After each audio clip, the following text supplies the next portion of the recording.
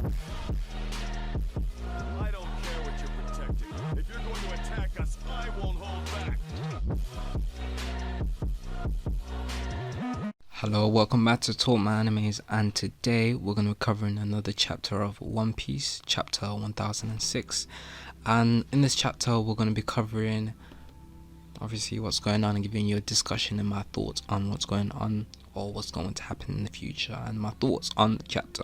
So in this chapter, we start off with Yamato and Yamato protecting our boy Mama Sasuke, and Mama Sasuke is enjoying himself, living his best life. Him living his best life. I ain't gonna lie to you, he's a lucky kid. He's a very lucky kid.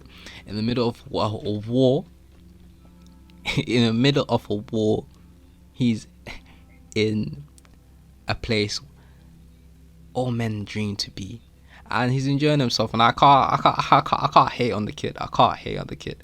He's living that good Going back and forth with two bitches, living my best life. life. Well, obviously he's got to be protected because he's important. He's an important character and is important for the future of Wano. So obviously he needs to be protected at all costs, no matter what. And we see this in this chapter. And we continue to see, we continue in this chapter, we get to see our boy Sanji, and Sanji's in a predicament. He doesn't know what's going on because he was getting an ass whooping, and the problem with this ass whooping took too long. Now he's damaged, and I have a problem with this. And I said this in the past, in the last video. Sanji needed to be in the front line, and now he's missing out. And obviously, I get Sanji doesn't hit on the but he's wounded now, doesn't know what's going on. And two, he doesn't know what's going on. And right now he's going to go into fight another. What I believe he's going to fight a first commander or second commander. So I think he's going to go see Queen or King and help Marco. So in this situation, he doesn't know where to go because obviously he's been missing for a majority of the war. And so in this situation, Sanji is doing his best to figure out where to be or where he's needed and what's going on. So Sanji's just looking about. So carrying on with this, apparently the future for Straw Hat, Carrot gets an ass whooping, and Perobero gives this girl ass whooping. Like Perobero got a beat down. Like damn, I feel personally she's an okay character, but like I don't think she's at that levels to be a Straw Hat yet. She's cool, but I don't think she's levels to be on the Straw Hat. And we can see this because Perobero whoops her ass, and like, he gives her a beat down. Like he gives her a good beat down to say there's levels to this shit, boy. Girl, like he beat her down. And in the situation, I feel like Carrot should have avenged our boy Pedro. Like Pedro did like sacrificial lamb. But you're seeing the guy right there, and you're not going to go Super Saiyan 10. Like what? You let him beat you down? That's what I'm saying. There's levels.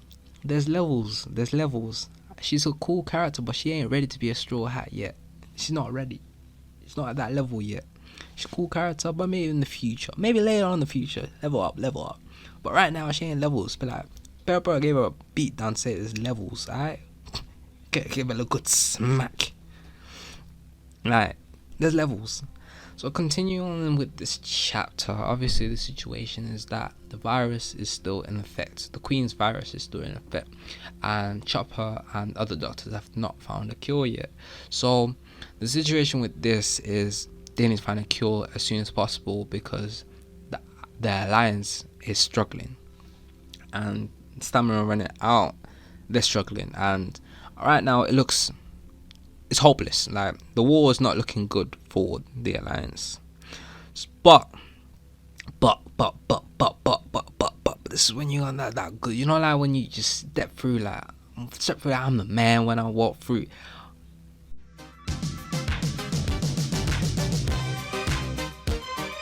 X Drake and the legendary Yakuza boss Hygo the Flower popping like pop in, like this deserves its own shot. Like I can imagine the music going on, like hype music, like yeah, shit's about to go down, and it looks cool. But Hygo the Flower is leveled up. He looks Super Saiyan. This is his prime, and this is a good thing, and I like this. I like what Oda done, because I liked Her Girl, and I felt like we missed out seeing him at his peak. And I thought he was a character where he was formidable and like people feared him, and we didn't get to see, we just saw a little man. But right now we're seeing him at that peak. We're seeing him like at a peak of his powers, and I feel that's beautiful, because as the audience, I want to see him go off with a bang and see him with the potential, like see what we missed out, like a little flashback of what could have been. And it's cool. I like this scene, and I like this shot. I like this chapter. I like this page. And obviously everyone's crying like, damn, this guy looking strong. This was him at his peak. So like the other guys are shook. I would be shook. Like what? Like what? And he's ready to go. He is ready to go. And obviously in the situation, he's kind of the virus kind of exposed him, and he's given his life force in exchange to get this power up. So what's being foreshadowed, in my opinion, is our boy Hagoro is going to die. I'm cool with that because of how this chapter is going, and it was what we see in this chapter. And obviously he's ready to go down. He's ready to go down the ninja way, fighting. The real way. He's gonna go down fighting, and he gets everyone hyped. And I feel like in the war, this is a momentum change, because obviously our boy Hagoro, the Yakuza boss, is leveled up, so you lot should be leveled up with him. So excellent. I like this. And everyone's kind of like, yeah, it's about to go down. It's about to go down. And we get to see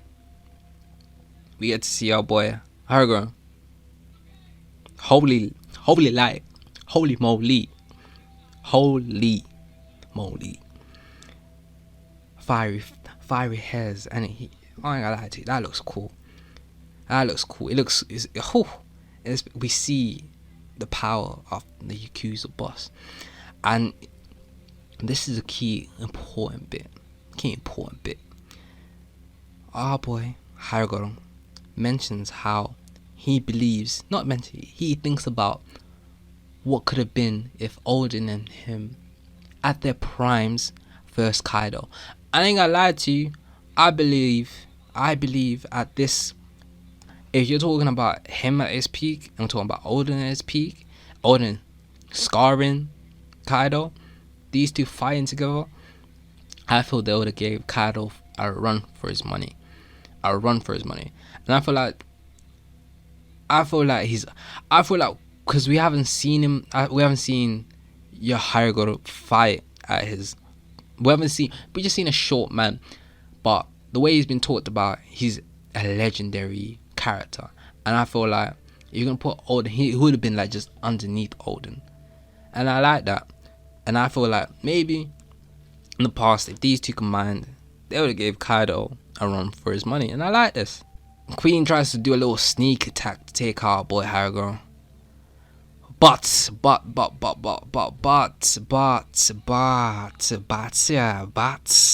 our boy Marco the Phoenix, Marco the King, Marco the one and only, Marco the GOAT steps in like, no. I ain't gonna allow that. You can't do that on my watch. I'm taking you, Queen, and I'm taking you, King. What are you two going to do? Marco is dominating the situation. Marco is taking in two Kaido's commanders, and doing an extravagant job. Right now, anyone that's ever spoke to me about King and Queen can just shut up, because Marco's making these boys look like bitches. Marco ain't playing about, and now I understand why Whitebeard. Well, this is Whitebeard's first commander. Now I understand, because this boy is teaching these boys. This is schooling. He's schooling them. Like, king and queen don't know what just hit them, and we get to see Blue Bird. Ooh. We get to see our boy Marco give King the beats. King can just shut up. King, I ain't gonna lie to you, I thought King's one of the most hyped up characters. Like, everyone hyped him up being Kaido's first mate. But just reading this chapter, there's levels to this shit. We're just seeing bare levels to this shit. Marco, Pero, we're just seeing levels. And King and Queen, oh my, these guys are gonna get frustrated. I would be frustrated. You're 2v1ing a person, but you're not doing nothing. He's hurting you. He's making you look like the bitch. This is madness. I feel like right now you gotta put respect on Marco's name. When you talk about Marco, put some respect on it. Honestly, put some respect on it. Just continue with this last, and at the end of the chapter, it looks like our boy Hagaru, the Yakuza boss, is about to be taken out. But it ends in a cliffhanger. But I feel this is the perfect shot to introduce Sanji back into the war. And I feel Sanji is going to be fighting Queen or King. No, okay, personally, Queen. I feel Sanji's going to save the day, save our guy Hagaru. And I feel he's going to die later. Not now, later. And he's going to die in a way where he sees Kaido defeated and the war ended. So Sanji's coming through to save the day. Been missing, simping, and he's gonna save the day, and then we're just gonna get Marco versus King, Queen versus Sanji. But Pero's also in the mix. So unless our boy Marco continues to 2v1, then Sanji versus Pero, and Marco just continues giving King and Queen the beats. Honestly, that's the only way I can see it. But this is the end of the video. Please like and subscribe, and deuce.